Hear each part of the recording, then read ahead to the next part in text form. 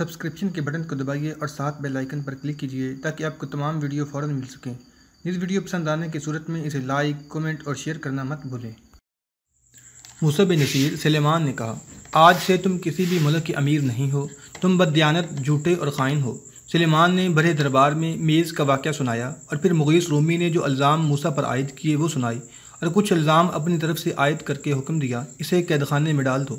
تقریباً تمام مسلم اور غیر مسلم مورخ لکھتے ہیں کہ کردار کے لحاظ سے سلیمان اپنے بڑے بھائی ولید سے بالکل الٹ تھا۔ ولید کو اگر دن کی روشنی سے تشبیہ دی جائے تو سلیمان سیاہ کالی رات کی مانند تھا۔ وہ پہلا خلیفہ تھا جس نے آمریت کی بنیاد رکھی تھی۔ شرعی قانون کے مطابق ہونا تو یہ چاہیے تھا کہ موسیٰ کو قاضی کی عدالت میں پیش کیا جاتا اور سزا یا معافی قاضی دیتا، لیکن سلیمان نے قانون اپنے ہاتھ میں لے لیا اور موسیٰ کو قید خانے میں ڈال دیا۔ اس نے اسی پر اکتفا نہ کیا بلکہ قید خانے میں یہ حکم بھیجا کہ اس قیدی کو اتنی اذیتیں دی جائیں کہ یہ زندہ رہنے کے قابل بھی نہ رہے اور اسے زندہ بھی رکھا جائے۔ یہ ایک ظالمانہ حکم تھا جس کی اسلام میں نہ صرف یہ کہ کوئی گنجائش نہیں تھی بلکہ شرعی لحاظ سے یہ جرم تھا۔ موسیٰ کی عمر 80 برس کے قریب ہو چلی تھی۔ وہ ذرا سی سختی بھی برداشت کرنے کے قابل نہیں تھا، لیکن اسے چلچلاتی دھوپ میں تپتی ہوئی ریت پر لٹا دیا جاتا اور کبھی ایک ستون کے ساتھ باندھ دیا جاتا تھا۔ موسیٰ کی جلد پھٹنے لگی اور جگہ جگہ چھالیں اٹھائی۔ سلیمان نے وہ تمام رقوم جو ولید مرحوم نے موسیٰ کو انعام دی تھیں اور ذاتی جائیداد بھی ضبط کر لی، جس کے نتیجے میں موسیٰ کا خاندان فاقہ کشی تک پہنچ گیا اور خاندان کے افراد محنت مزدوری کر کے 2 وقت کی روٹی کھانے لگے۔ سلیمان کا جذبہ انتقام پھر بھی سرد نہ ہوا۔ سال 1.5 سال بعد جب موسیٰ پہچانا بھی نہیں جاتا تھا، سلیمان حج کو گیا اور موسیٰ کو بیڑیاں پہنا کر اپنے ساتھ لے گیا۔ مکہ معظمہ میں اسے الصبح خانہ کعبہ کے باہر بٹھا دیا جاتا کہ وہ بھیک مانگے۔ دن بھر موسیٰ اس ظالمانہ سلوک سے اور مسلسل اعزار رسانی کے اثر سے اپنی حیثیت اور شخصیت کو بھول ہی چکا تھا۔ حاجیوں کے آگے ہاتھ پھیلا کر بھیک مانگتا اور شام کو سلیمان کے آدمی اسے وہاں سے لے جاتے اور اس سے دن بھر کی بھیک کی کمائی لے لیتے۔ سلیمان نے اس پر جرمانہ عائد کر رکھا تھا۔ یہ رقم اس جرمانے کے حساب میں لکھی جاتی تھی۔ اسے بتایا گیا تھا کہ وہ بھیک مانگ کر جرمانہ ادا کرتا رہے اور جب پوری رقم ادا ہو جائے تو اسے رہا کر دیا جائے گا۔ یہ ہے ایک فاتح اندلس کا انجام جس سے ہم نے داستان کا آغاز کیا۔ موسیٰ کے ساتھ جو وحشیانہ سلوک ہوا وہ ہم نے داستان سے پہلے باب میں تفصیل سے بیان کیا تھا۔ یہاں سوال پیدا ہوتا ہے کہ موسیٰ بن نصیر کو اتنی زیادہ سزا ملنی چاہیے تھی۔ اس میں کوئی شک نہیں کہ موسیٰ کی یہ حرکت اتنی گھٹیا تھی کہ امیر المومنین کی خوشنودی کی خاطر اس نے طارق بن زیاد سے حضرت سلیمان علیہ السلام کی میز چھین لی اور خلیفہ کو اس طرح پیش کی جیسے یہ خود اس نے راہبوں سے حاصل کی تھی۔ پھر اس نے کرتبہ کے گورنر کو قتل کر کے مغیث رومی کا دل دکھایا اور اسے اپنا دشمن بنایا تھا۔ لیکن موسیٰ کی شجاعت، عسکری دانش مندی اور فتوحات اتنی زیادہ تھیں کہ اس کا یہ جرم معاف کیا جا سکتا تھا۔ موسیٰ کی ساری عمر جنگ و جدل میں گزری تھی۔ بے شک اس نے بربروں کو عربوں کے مقابلے میں حقیر جانا تھا، لیکن یہ بھی اس کا کمال تھا کہ اس نے بربروں جیسی پسماندہ اور وحشی قوم کو جو قبیلوں میں بٹی ہوئی تھی ایک جھنڈے تلے متحد اور منظم کر لیا تھا۔ بربروں نے کبھی کسی کی اطاعت قبول نہیں کی تھی۔ یہ موسیٰ ہی تھا جس نے بربروں کو دمشق کی خلافت کا متی بنا دیا تھا اور طارق بن زیاد اسی کا تیار کیا ہوا سپہ سالار تھا جس نے اندلس کی جنگی طاقت کو انتہائی قلیل نفری سے ریزہ ریزہ کر دیا اور اسلام کی پرچم کو اندلس کی سرحد سے بھی آگے لے جا کر فرانس کی زمین تک پہنچا دیا تھا۔ موسیٰ بن نصیر کا اصل کردار ایک ہی واقعہ سے ظاہر ہو جاتا ہے۔ ہوا یوں کہ ایک روز خلیفہ سلیمان نے حکم دے دیا کہ موسیٰ کو قتل کر دیا جائے۔ ایک سرکردہ آدمی امیر ابن المحلب وہاں موجود تھا جو موسیٰ کا بہی خواہ تھا اور سلیمان پر اس کا اثر و رسوخ چلتا تھا۔ اس نے سلیمان سے کہا کہ وہ موسیٰ کو معاف کر دے۔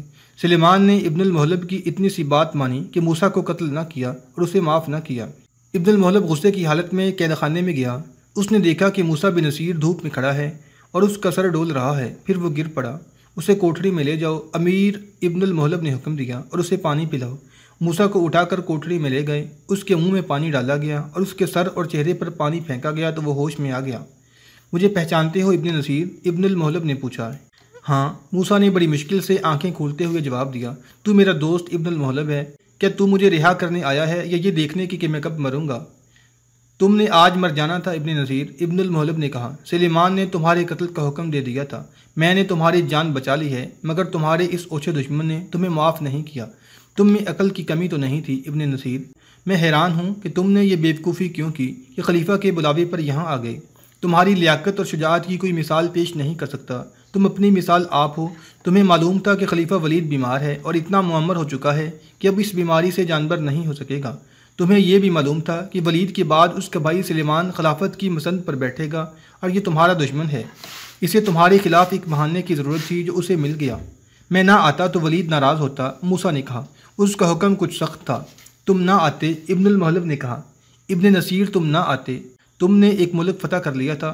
طارق بن زیاد، مغیث رومی اور دوسرے تمام سالار تمہیں امیر نہیں اپنا باپ سمجھتے تھے۔ پھر تمہارے پاس ایک جری اور فاتح لشکر تھا، خزانے میں کوئی کمی نہیں تھی، بربر تمہارے ساتھ تھے، ملک ایسا زرخیز کی خوراک کی کمی نہیں تھی۔ پھر تم دمشق کے جہنم میں کیوں آئے؟ اندلس کے خود مختار حکمران بن جاتے، کوئی خلیفہ دمشق سے تمہارے خلاف فوج نہیں بھیج سکتا تھا، درمیان میں سمندر حائل تھا۔ میں گناہ گار ہوں ابن المحلب، موسیٰ نے کہا، لیکن میں امیر المومنین کی حکم عدولی کا گناہ نہیں کرنا چاہتا تھا۔ میں نے طارق بن زیاد کو کوڑے مارے تھے کہ اس نے میری حکم عدولی کی تھی۔ اگر ہمارے مفتوحہ ملک کے امیر اپنی اپنی جگہ خود مختار ہو جائیں تو سلطنت اسلامیہ کی پرخچیں اڑ جائیں اور امت رسول صلی اللہ علیہ وسلم کا شرارہ بکھر جائے اور اسلام مکہ مکرمہ میں قید ہو کر رہ جائے۔ آفرین ابن نصیر، ابن المحلب نے کہا، میرا مطلب یہ نہ تھا کہ تم وہی کرتے جو میں نے کہا ہے، میں تمہاری نیت دیکھنا چاہتا تھا۔ اب میں کوشش کروں گا کہ خلیفہ سلیمان کے ساتھ تمہاری صلح ہو جائے۔ موسیٰ بن نصیر نے جو الفاظ کہے وہ آج تک تاریخ میں محفوظ ہیں۔ ابن المحلب، موسیٰ نے کہا، پانی کے جانوروں کی نگاہیں اتنی تیز ہوتی ہیں کہ دریا اور سمندر کی تہہ تک کا ذرہ ذرہ دیکھ لیتی ہیں۔ پانی کے جانوروں کی نگاہیں اتنی تیز ہوتی ہیں کہ دریا اور سمندر کی تہہ تک کا ذرہ ذرہ دیکھ لیتی ہیں، لیکن انہیں وہ جال نظر نہیں آتا جو انہیں پھانسنے کے لیے پھینکا جاتا ہے۔ میں دور اندیش تھا لیکن سلیمان کے جال میں آ گیا۔ مورخ لکھتے ہیں کہ ابن المحلب نے موسیٰ بن نصیر کی فتوحات وغیرہ کے حوالے سے سلیمان سے اس کی رہائی کا حکم نامہ لینے کی بہت کوشش کی، لیکن سلیمان ایسا پتھر دل ثابت ہوا کہ اس نے موسیٰ کو معاف نہ کیا۔ اس دوران مغیث رومی قتل ہو گیا، کچھ پتہ نہ چلا کہ اسے کس نے قتل کیا ہے اور کیوں کیا ہے۔ ایک خیال یہ کیا جاتا ہے کہ اسے موسیٰ کے کسی بہی خواہ یا عزیز نے انتقاماً قتل کیا تھا کہ اس نے موسیٰ کے خلاف زہر اگل کر اسے اس حال تک پہنچایا ہے، لیکن قابل قبول رائے یہ ہے کہ مغیث کا قاتل بھی سلیمان ہی تھا۔ سلیمان نے عنان خلافت اپنے ہاتھ میں لیتے ہی اسلام کی تمام نامور شخصیتوں کو قتل کروا دیا تھا۔ ہندوستان میں اسلام پھیلانے والے فاتح سندھ محمد بن قاسم کو سلیمان نے دمشق کے اسی قید خانے میں بند کر کے پہلے اسے اذیتیں دیں پھر قتل کروا دیا تھا۔ فاتح سمرقند قتیبہ بن مسلم کو سلیمان نے دمشق کے قید خانے میں قتل کروایا تھا۔ یزید ابن ابی مسلم جو حجاج کا معتمد خاص اور عراق کا والی تھا، سلیمان کے حکم سے دمشق کے قید خانے میں قید ہوا، لیکن خوش قسمت تھا کہ قتل نہ ہوا۔ قید میں 5 سال پڑا رہا۔ سلیمان مر گیا تو اسے رہائی ملی اور افریقہ کا امیر مقرر ہوا۔ سلیمان کا دوست تھا تو ابن المحلب تھا۔ اس کا پورا نام یزید ابن المحلب تھا۔ دولت اڑانے اور عیش و عشرت کرنے کا عادی تھا۔ وہ بیت المال کے 60 لاکھ درہم ہضم کر گیا تھا۔ حجاج نے اسے رقم کی واپسی کا حکم دیا جو وہ واپس نہ کر سکا۔ حجاج نے اسے قید خانے میں ڈال دیا جہاں سے وہ فرار ہو گیا اور اس وقت واپس آیا جب حجاج فوت ہو چکا تھا۔ خلیفہ ولید کا بھی انتقال ہو گیا تھا اور اب سلیمان خلیفہ تھا۔ سلیمان نے اسے پھر پہلے والا رتبہ دے دیا اور کہا، محلب کی اولاد کی طرف کوئی آنکھ اٹھا کر بھی نہیں دیکھ سکتا۔ سلیمان کے یہ الفاظ تاریخ کے ریکارڈ میں موجود ہیں۔ اس سے اندازہ ہوتا ہے کہ سلیمان جس قسم کا خود بدنیت اور بددیانت اور بد کردار تھا، ایسے ہی کردار کے لوگوں کو وہ رتبے اور عہدے دے کر اپنے ساتھ رکھتا تھا۔ طارق بن زیاد اس حد تک خوش قسمت تھا کہ سلیمان کے ہاتھوں قتل نہ ہوا، شاید اس لیے کہ طارق بربر تھا اور سلیمان کے ساتھ اس کی کوئی خاندانی دشمنی نہیں تھی، نہ اس کی سلیمان کے ساتھ اقتدار کی یا کسی اور قسم کی سیاست چل رہی تھی جیسی حجاج بن یوسف کے ساتھ چلتی تھی۔ ولید مرحوم نے موسیٰ اور طارق بن زیاد کو انعام و کرام سے نوازا تھا اور دونوں کو ایک ایک مکان بھی دیا تھا۔ سلیمان نے موسیٰ کو انعام کی رقم اور مکان سے محروم کر دیا تھا، لیکن طارق کو مزید نقل انعام دیا اور اسے کہا کہ وہ باقی زندگی گھر میں گزارے۔ کسی بھی تاریخ میں تفصیل سے نہیں لکھا کہ طارق بن زیاد نے باقی عمر دمشق میں گزاری یا اپنے وطن شمالی افریقہ چلا گیا تھا۔ تاریخ اتنا ہی بتاتی ہے کہ سلیمان نے طارق کو کسی بھی جنگ میں شامل ہونے سے روک دیا تھا۔ اس طرح فاتح اندلس، جس نے اندلس کے ساحل پر جا کر جہازوں کو آگ لگا دی تھی کہ واپسی کا خیال ہی ذہن سے نکل جائے، گمنامی کی تاریکی میں لاپتہ ہو گیا۔ لیکن کیوں کر خس و خاشاب میں دب جائے مسلمہ، جسے رسول صلی اللہ علیہ وسلم نے خواب میں فتح کی بشارت دی تھی، اس کا نام گمنامی سے ایسا ابھرا کہ آج دنیا اسلام کے بچے بھی طارق بن زیاد کا نام لیتے ہیں، اور کوئی غیر مسلم بھی اندلس کا ذکر کرتا ہے تو طارق بن زیاد کو نہ صرف یاد کرتا ہے بلکہ اسے خراج تحسین پیش کرتا ہے۔ موسیٰ بن نصیر قید خانے میں گل سڑ رہا تھا، ادھر اس کا بیٹا عبدالعزیز امیر اندلس اس ملک کے لوگوں کی کایا پلٹ رہا تھا۔ عبدالعزیز زاہد و پارسا تھا، اسلام کا رسول صلی اللہ علیہ وسلم کا شیدائی تھا۔ اس نے مدبرانہ حکومت اور اسلامی اصول کی پابندی سے مسلمانوں اور عیسائیوں میں اتحاد پیدا کر کے دونوں کو ایک قوم بنا دیا۔ اندلس میں بگار اور غلامی کا رواج تھا، وہاں کے عیسائی اور یہودی امراء، روسا اور جاگیردار غریب کسانوں اور مزدوروں کو روٹی کپڑے کے عوض غلاموں کی طرح استعمال کرتے تھے۔ ان غریبوں کو اپنی زمین خریدنے اور اپنا مکان بنانے کا حق نہیں تھا۔ عبدالعزیز نے اس ظالمانہ سلسلے پر پابندی عائد کرنے کی بجائے یہ حکم جاری کیا کہ جو مزدوری پیشہ شخص اسلام قبول کرے گا وہ بگار اور غلامی سے آزاد ہوگا اور اسے زمین اور مکان کے مالکانہ حقوق ملیں گے۔ اس حکم یا قانون کے یہ اثرات دیکھنے میں آئے کہ لوگ جوک در جوک مسلمان ہونے لگے، عیسائیوں اور یہودیوں کی عبادت گاہیں ویران ہونے لگیں اور مسجدوں کی تعمیر شروع ہو گئی۔ اسپین کے بعض شہروں میں آج بھی اس دور کی بڑی خوبصورت مسجدیں موجود ہیں۔ عبدالعزیز نے اندلس کے کچلے مسلے ہوئے عوام کا معیار زندگی بلند کیا اور انہیں باعزت زندگی دی۔ عیسائیوں کے مذہب میں ان کی عبادت گاہوں اور مذہبی اداروں میں مداخلت نہ کی، البتہ پادریوں نے مذہب کے پردے میں جو بدکاری روا رکھی ہوئی تھی وہ ختم کر دی، اور بڑے پادریوں نے جو اپنی حکمرانی قائم کر رکھی تھی اس کا بھی خاتمہ کر دیا۔ عبدالعزیز اندلس کا پہلا امیر یعنی حکمران تھا۔ مسلسل جنگ و جدل کی وجہ سے ملک میں انتشار، بدنظمی اور عدم اعتماد کی کیفیت طاری تھی۔ لوگ گھروں سے ادھر ادھر بھاگ گئے تھے۔ عبدالعزیز نے ایسی فضا پیدا کر دی کہ بھاگے ہوئے لوگ واپس آ گئے۔ عبدالعزیز نے جاگیرداروں اور نوابوں کی بے تاج بادشاہی کا بھی خاتمہ کر دیا اور عوام کو تعظیم و تکریم دی۔ صنعت و تجارت کو ایسا فروغ دیا کہ لوگ جو بادشاہوں کے زمانے میں نیم فاقہ کش رہتے تھے خوشحال ہو گئے۔ عبدالعزیز عالم اور فاضل تھا۔ اس نے تبلیغ سے نہیں، بلند اعمال اور کردار سے اسلام کو مقبول عام کیا۔ لوگ اسلام قبول کرنے میں فخر محسوس کرنے لگے۔ فجر کی نماز اور جمعہ کی نماز کی امامت وہ خود کرایا کرتا تھا، لیکن اس کی عیسائی بیوی ایجلونا اس کی بہت بڑی کمزوری بن گئی۔ عبدالعزیز جیسا جابر، جری اور عالم فاضل ایجلونا کے سامنے جاتا تو وہ کمزور سا انسان بن کے رہ جاتا تھا۔ عیسائی ہونے کی وجہ سے وہ بے پردہ گھومتی پھرتی اور ماتحتوں پر حکم چلاتی تھی۔ اس کی دیرینہ خواہش تھی کہ وہ ملکہ بنے، وہ ملکہ بن گئی تھی۔ اس نے ملکہ والے طور طریقے اختیار کر لیے تھے۔ عبدالعزیز کی کمزوری یہ تھی کہ اس کے دل میں ایجلونا کی بے پناہ محبت تھی۔ ایجلونا اپنی زبان کے جادو سے، دلکش اور جذباتی ناز و انداز سے عبدالعزیز پر غالب آ جاتی تھی۔ عبدالعزیز سیدھا سادہ مسلمان تھا، وہ بادشاہ نہیں بننا چاہتا تھا، لیکن ایجلونا نے ایسا طریقہ اختیار کیا کہ عبدالعزیز کو بادشاہوں جیسی حیثیت دے دی۔ وہ اس طرح کہ عبدالعزیز سے کوئی ملنے آتا تو ایجلونا خادم سے کہلا بھیجتی کہ امیر اس وقت نہیں مل سکتے، فلاں وقت آؤ۔ اگر سالاروں یا انتظامیہ کے اعلیٰ حاکموں میں سے کوئی آ جاتا تو خود انہیں ملتی اور بات چیت کرتی تھی۔ انہوں نے بعض عسکری یا شہری مسائل کے متعلق بات کر کے امیر کا فیصلہ لینا ہوتا تھا۔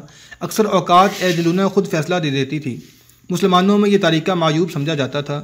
خاوند کی موجودگی میں بیوی کو اختیار حاصل نہیں تھا کہ امور مملکت میں دخل اندازی کرتی اور فیصلے دیتی، کہ کسی بھی اعلیٰ حاکم کو، سپہ سالار کو، یہاں تک کہ امیر المومنین کو بھی کسی بھی وقت کوئی بھی شخص ضروری بات یا پیغام کے لیے مل سکتا تھا۔ آدھی رات کو انہیں جگایا جا سکتا تھا۔ ایجلونا نے جو وتیرہ اختیار کر لیا اس سے سالار اور شہری حکام ناراض ہونے لگے تھے۔ عبدالعزیز سے انہوں نے شکایت کی تو اس نے ہنس کر ٹال دی۔ ایک طرف عبدالعزیز کے کردار کی یہ بلندی کہ اس نے اسلام کو سرکاری مذہب بنانے کے ساتھ ساتھ اسلام کو لوگوں کے دلوں میں اتار دیا اور دن رات محنت کر کے ایسی اصلاحات نافذ کیں اور ایسے قوانین رائج کیے کہ عوام کو خوشحالی کے ساتھ ساتھ عزت اور تکریم بھی ملی۔ دوسری طرف عبدالعزیز کا یہ حال کہ ایک عورت کو اپنے اعصاب پر سوار کر کے اپنے رفیقوں کی ناراضگی مول لے لی۔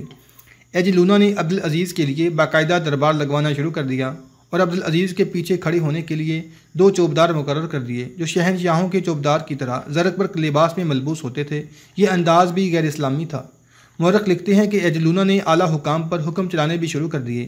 اعلیٰ حکام نے آخر آپس میں مل بیٹھ کر فیصلہ کیا کہ یہ شکایت خلیفہ تک پہنچائی جائے۔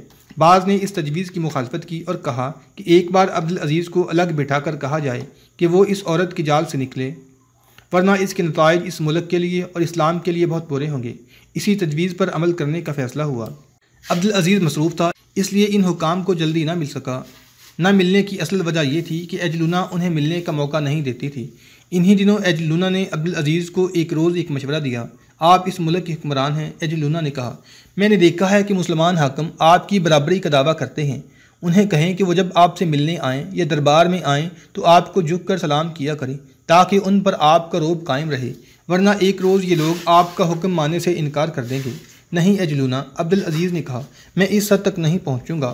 ہمارے اللہ اور رسول صلی اللہ علیہ وسلم کا حکم ہے کہ کوئی انسان کسی انسان کے آگے نہ جھکے سوائے اللہ کے۔ ہمارے رسول اکرم صلی اللہ علیہ وسلم کے آگے بھی کوئی نہیں جھکتا تھا۔ کسی کے آگے جھکنا یا کسی کو اپنے آگے جھکانا گناہ ہے۔ ایجلونا نے عبدالعزیز کو اپنا خیال بنانے کی بہت کوشش کی لیکن وہ نہ مانا۔ ایجلونا اپنی بات منوا کر دم لینے والی عورت تھی۔ اس نے عبدالعزیز کی ملاقات کے لیے آنے والوں کے لیے ایک اور جگہ تیار کی۔ اس کمرے میں داخل ہونے کے لیے دروازہ ایسا لگوایا جس کی بلندی اتنی کم تھی کہ گزرنے والے کو تقریباً رکوع کی حالت میں جھکنا پڑتا تھا۔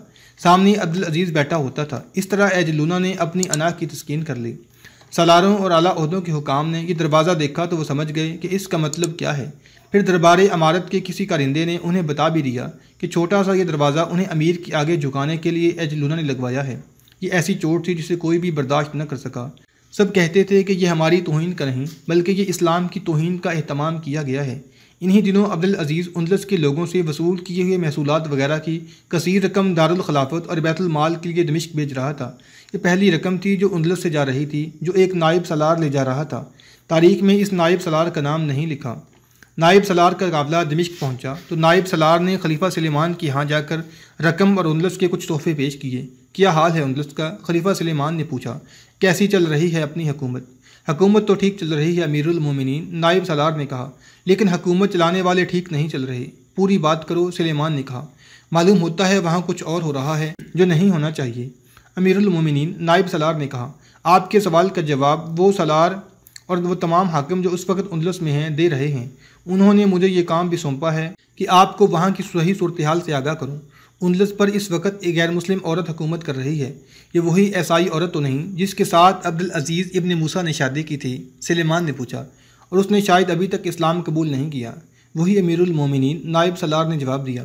اس کا نام ایجلونا ہے۔ امیر عبدالعزیز نے اسے ملکہ بنا رکھا ہے۔ وہ بڑے سے بڑے حاکم کو بھی امیر اندلس سے نہیں ملنے دیتی۔ وہاں بادشاہوں جیسا دربار لگتا ہے اور حکم ایجلونا کا چلتا ہے۔ نائب سالار نے ایجلونا کی تمام باتیں سنائیں، چھوٹے دروازے کا بھی تفصیلی ذکر کیا اور بتایا کہ کوئی ایک بھی حاکم خوش نہیں۔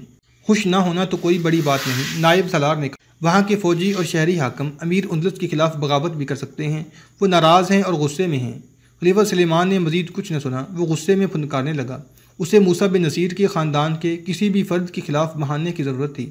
اسے موسیٰ کے خلاف یہ شکایت بھی تھی کہ اس نے اپنے بیٹے کو اندلس کا امیر مقرر کر دیا ہے۔ وہ اپنی پسند کے کسی آدمی کو یہ رتبہ دینا چاہتا تھا۔ تم واپس چلے جاؤ، سلیمان نے نائب سالار سے کہا۔ سب سے کہنا میں ان کی یہ شکایت رفع کر دوں گا۔ اور ایک روز امیر اندلس عبدالعزیز کے خلاف تمام شکایتیں یوں رفع ہوئیں کہ ایک صبح عبدالعزیز نماز فجر کی امامت کے لیے کھڑا ہوا۔ اس نے سورہ فاتحہ پڑھ لی اور سورہ واقعہ کی تلاوت شروع کی ہی تھی کہ اگلی صف سے ایک آدمی بجلی کی تیزی سے آگے کو نکلا، چشمے زدن میں تلوار نکالی، ایک ہی وار میں امیر عبدالعزیز کا سر تن سے جدا کر دیا۔ سر کو اٹھایا اور پیشتر اس کے کہ نمازی دیکھ سکتے کہ کیا ہوا ہے، قاتل امیر اندلس کے سر سمیت غائب ہو گیا۔ 20-25 روز بعد عبدالعزیز کا سر ایک چرمی تھیلے میں جس پر مخمل کا تھیلا چڑھا ہوا تھا دمشق سلیمان کے پاس پہنچ گیا۔ امیر اندلس کا سر قید خانے میں لے جاؤ، سلیمان نے حکم دیا، اور یہ اس کے باپ کے سامنے رکھ دو۔ حکم کی تعمیل کی گئی۔ عبدالعزیز کا سر قید خانے میں موسیٰ کے آگے رکھ دیا گیا۔ موسیٰ جو پہلے ہی اعزار ثانی، صدمے اور ذلت سے نزع کی حالت کو پہنچ چکا تھا، بیٹے کا سر دیکھ کر غشی میں چلا گیا۔ ہوش میں آیا تو سر وہاں نہیں تھا۔ موسیٰ نے بیٹے کا سر دیکھ کر کہا تھا، انہوں نے ایسے آدمی کو قتل کر دیا ہے جو دن کو عدل و انصاف کے ساتھ انتظامی کام کرتا اور رات کو اللہ کی عبادت کرتا تھا۔ اس حقیقت کی گواہی تاریخ بھی دیتی ہے کہ عبدالعزیز کو عدل و انصاف اور انتظامی کام کرتا۔ اس حقیقت کی گواہی تاریخ بھی دیتی ہے کہ عبدالعزیز دن کو عدل و انصاف اور انتظامی کام کرتا اور رات کو اللہ کی عبادت کرتا تھا، لیکن وہ جان نہ سکا کہ اعصاب پر عورت کو سوار کر لو تو عقل و ہوش پر بھی سوار ہو جاتی ہے اور مرد کو کٹ پتلی بنا لیتی ہے، اور وہ یہ بھی نہ جان سکا کہ عورت نے بادشاہوں کو گداگر بنایا ہے، شہنشاہوں کے تختے الٹے ہیں۔ یہی لغزش عبدالعزیز سے کچھ نادستہ اور کچھ دانستہ سرزد ہوئی اور اس نے ایک عورت کا طلسم اپنے اوپر طاری کر لیا۔ موسیٰ بن نصیر دانشمند اور جہاں دیدہ آدمی تھا، لیکن وہ انسانی فطرت کی دوسری کمزوری کا شکار ہو گیا۔ یہ بھی انسانی فطرت کی کمزوری ہے کہ کسی انسان کے آگے لوگ جھک جائیں تو وہ آدمی اپنے آپ کو خدا سمجھنا شروع کر دیتا ہے۔ اس میں خوشامد پسندی جیسی کمزوری بھی آ جاتی ہے۔ پھر موسیٰ نے خلیفہ کی خوشنودی حاصل کرنے کے لیے طارق اور مغیث کو جس طرح ناراض کیا وہ بیان ہو چکا ہے۔ خلیفہ سلیمان نے جس خفیہ طریقے سے عبدالعزیز کو اشبیلیہ میں قتل کرایا تھا وہ اس داستان کے پہلے باب میں تفصیل سے بیان ہو چکا ہے۔ یہ تھا انجام اندلس کے فاتحین کا۔ موسیٰ بن نصیر اپنے بیٹے کا کٹا ہوا سر دیکھ کر چند دن ہی اور زندہ رہ سکا۔ اس کی وفات 716 عیسوی کے وسط میں ہوئی تھی۔ اس کے ایک سال بعد سلیمان بھی فوت ہو گیا۔ جولین پہلے کی طرح سیوستا کا حکمران رہا۔ اس نے اسلام قبول کر لیا تھا۔ 10ویں صدی عیسوی میں فقہ اور شریعت کا ایک بہت بڑا عالم ابو سلیمان ایوب کے نام سے ہو گزرا ہے۔ وہ جولین کی تیسری پشت میں سے تھا۔ یہاں سوال پیدا ہوتا ہے کہ کیا وہ میز جس کی ملکیت کا دعویٰ موسیٰ نے کیا تھا واقعی حضرت سلیمان علیہ السلام کی تھی، اور کیا عیسائیوں کی یہ روایت صحیح تھی کہ جو کوئی اس کی ملکیت کا دعویٰ کرے گا وہ تباہ و برباد ہو جائے گا؟ موسیٰ نے خلیفہ ولید سے کہا تھا کہ یہ میز اس نے حاصل کی اور یہ اسی کی ہے جو وہ تحفے کے طور پر لایا ہے۔ طارق بن زیاد نے ایسا دعویٰ نہیں کیا تھا۔ ایک یہودی ظاہر نے کہا تھا کہ اندلس کی زمین خون مانگتی رہی ہے اور خون ہی مانگتی رہے گی۔ اس کا یہ کہنا بھی درست ثابت ہوا۔ موسیٰ اور اس کا بیٹا قتل ہوئے، مغیث رومی قتل ہوا۔ اس کے بعد مسلمانوں کی اندلس کی 800 سالہ تاریخ میں یہی کچھ ہوتا رہا کہ قتل کے ذریعے امیران اندلس کے تختے الٹے جاتے رہے اور آپس کی چپکلش اور خون ریزی کا سلسلہ جاری رہا۔ اس کے نتیجے میں ایک روز اندلس سلطنت اسلامیہ سے نکل گیا۔